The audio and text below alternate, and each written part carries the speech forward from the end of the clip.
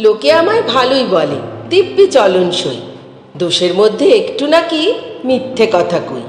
ঘাটশিলাতে যাবার পথে ট্রেন ছুটেছে যখন, মায়ের কাছে বাবার কাছে করছি বকম বকম, হঠাৎ দেখি মাঠের মধ্যে চলন্ত সব গাছে এক এক রকম ভঙ্গি ফোটে, এক এক রকম নাচে।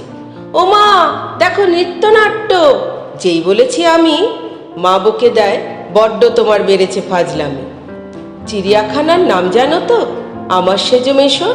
আদর করে দেখিয়ে দিলেন পশুরাজের কেশর।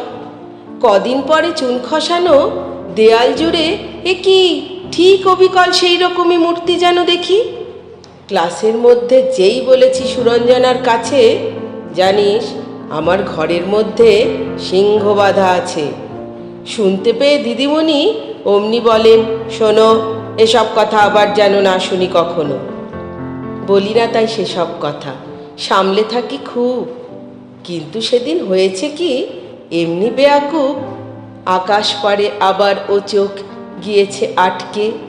শরৎ মেঘে দেখতে পেলাম রবীন্দ্রনাথকে।